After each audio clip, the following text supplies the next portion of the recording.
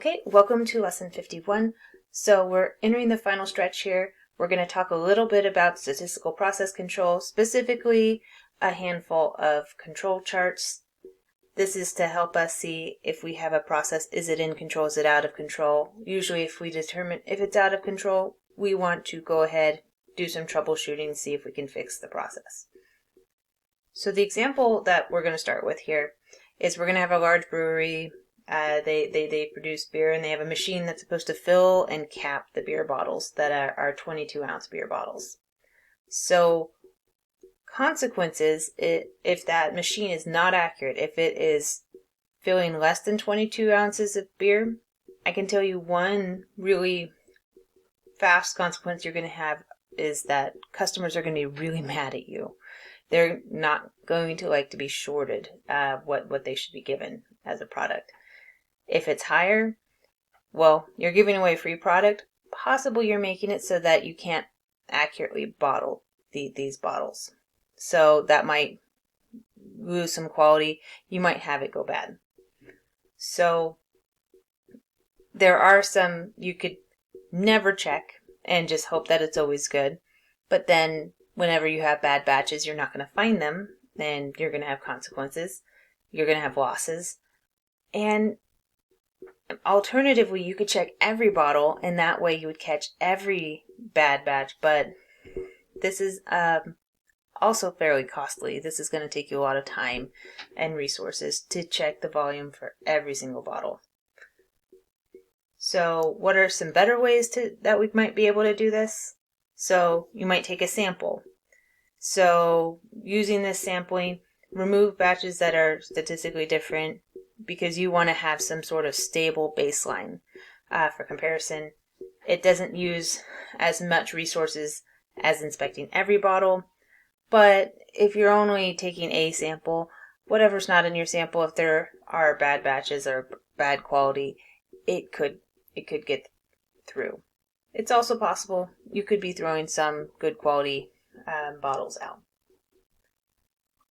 What we're interested in looking at is taking multiple samples over time. So maybe I might take a certain sample of bottles on a regular basis. So I might say, we're going to take a random sample of 10 bottles in this hour and another 10 bottles in that hour, and so on. It's going to use less resources than checking every bottle, and it's a lot better at finding when the quality is starting to deteriorate, like before you are having a lot of product that you need to throw away. So it helps you find when the quality is strained from the standard. So definitely this is going to be the scenario that we're going to prefer throughout this particular set of lessons. So statistical process control, we're going to go ahead, it uses statistical techniques to measure, monitor, and analyze the variation. So specifically, we design some sort of baseline. We have a lower control limit and an upper control limit. And as long as our process stays within this and we don't have any really notable patterns, we tend to be pretty happy. The second we have things like if we have things decreasing or increasing for too long, or if we have things going outside of these limits, that is absolutely an indication that it's out of control.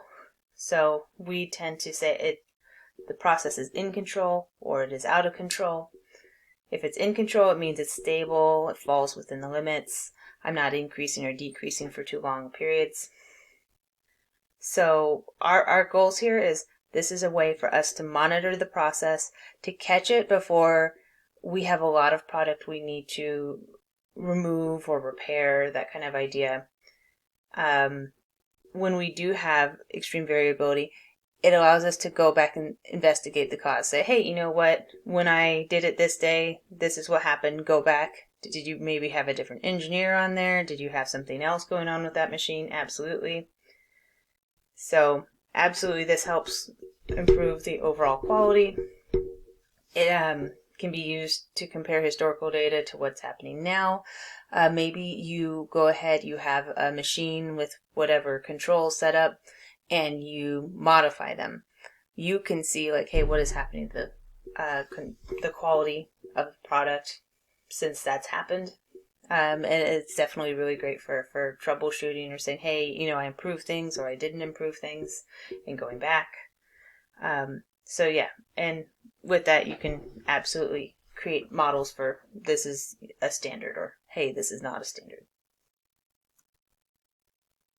So control charts. So there are several different control charts. I think we're going to look at about 5 or so of them. So it is a tool that we use. This is an example here. It establishes a baseline. It has a lower control limit and upper control limit. We want to see our values generally fall between. So this is when we're going to kind of hint at types of random variables again. So if you have a continuous quantitative characteristic, so what you're measuring, the response variable is going to be something that's continuous and quantitative. You could use an X bar chart, you can use an S chart, and you can use an R chart. So X bar chart, you're going to be looking at how an average changes over time or from sample to sample. S chart, you're looking at sample standard deviations. R chart are sample ranges. Although, admittedly, R charts are not as popular nowadays, now that we have the technology that we do. So that is for when we have continuous quantitative characteristic. If we have a categorical or discrete characteristic, so usually this is if we were looking at counts, percents, or proportions, you have a P chart that monitors the sample proportion of a process. It should definitely make us think back to binomial. And we have a C chart, which monitors the sample count of a process. And this is actually going to be a throwback to a Poisson procedure.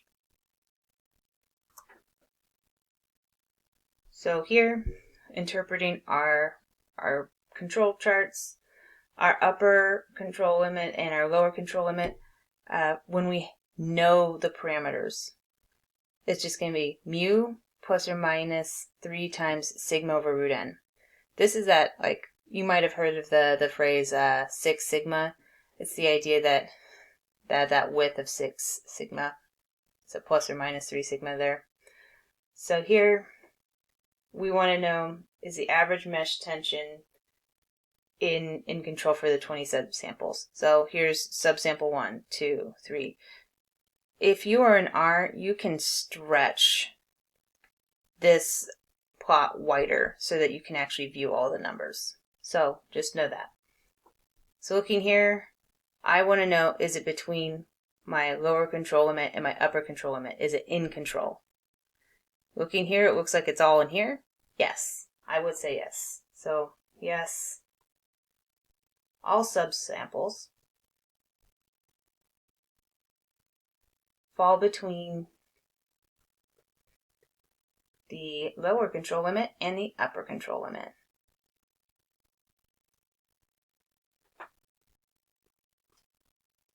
So yes, we would say yes, this is in control.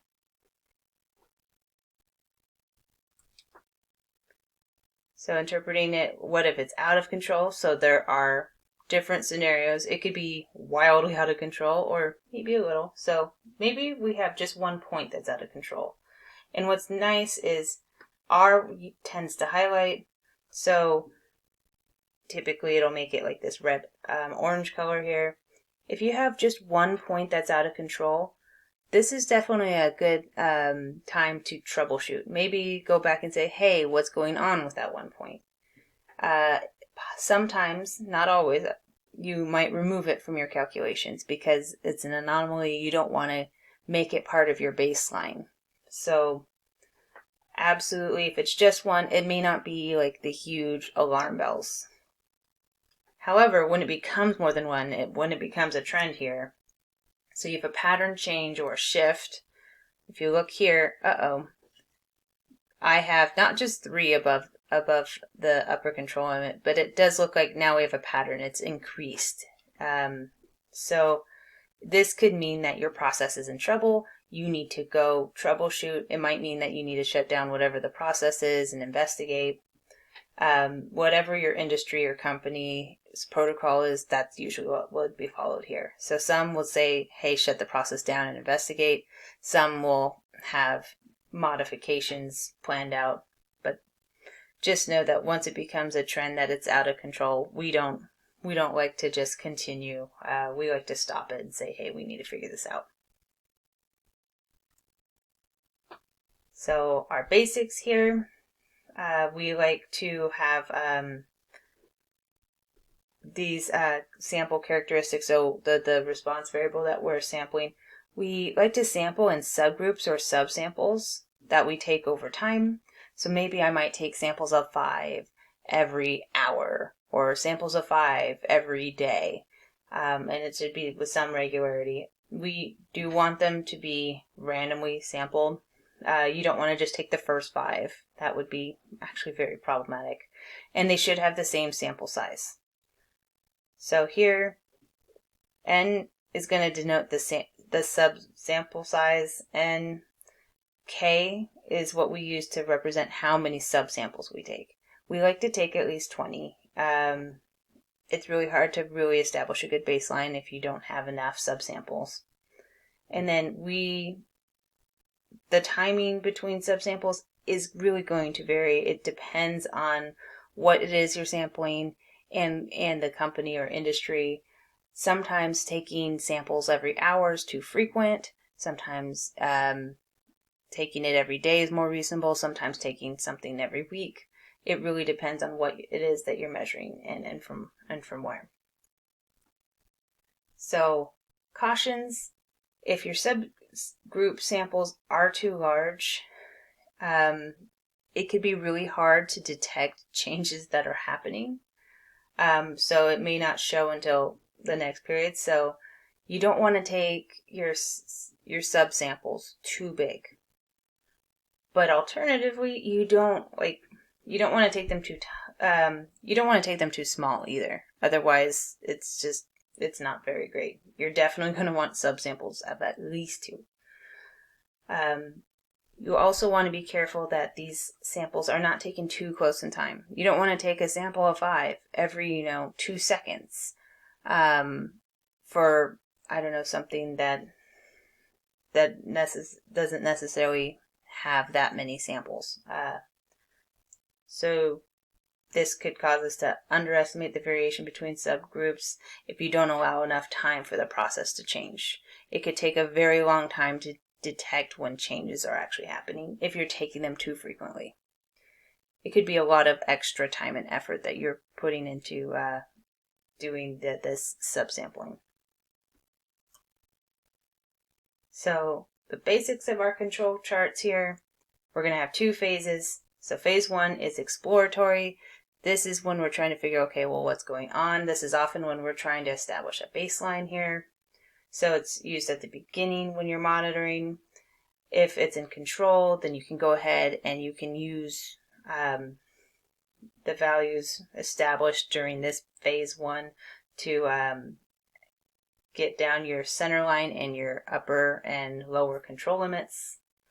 And then you have phase 2. So after phase 1, you've established a baseline, and now you need to have new values that you put into this. So it plots these new values. They're not included in establishing the limits. The limits are established in phase 1, and now you have new values from phase 2 that you enter. Those values don't change the limits. So these new subsamples, it's almost like a hypothesis test where the center line established in phase 1 and the limits established in phase 1, they're what you're testing now in phase 2. So here, this is an example of a P chart. This will be closer to the end of lesson 53, I believe. And so here, the first handful of samples, it looks like up through sample 54 or so, this was phase 1. It's denoted with this dotted line, and then the control limits and whatnot are established. We have new data for phase 2.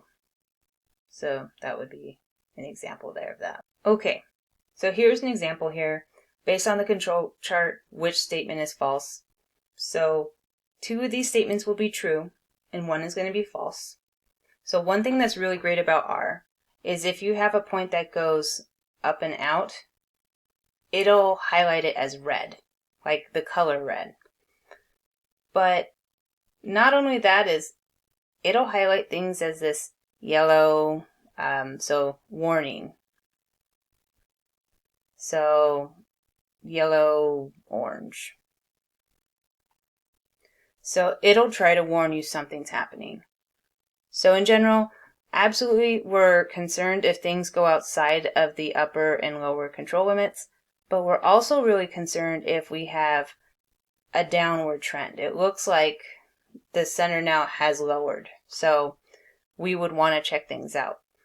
Similar, if it had been like this, we would want to check it out because it had just gone higher. So A, there looks to be a problem and the process should be investigated. I would say this is true. And R helped point this out.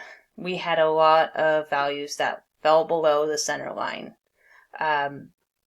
Long enough that we could establish, hey, this looks like some sort of trend. We have things that are lower now. B says this control chart shows 2 phases. I agree. We have a phase 1 here, a phase 2 here. So this is also true. And then C, the process doesn't fall within the limits. I would argue that this is false. So if you look here, here are my limits. All the values fall within these limits. I would say that this process does fall within the limits. It doesn't mean that there aren't any issues, as in right here. We should check them out. But it does fall within the limits. So next, we're going to look at control charts for a quantitative continuous characteristic. We're going to look at the X bar chart, S chart, and R chart.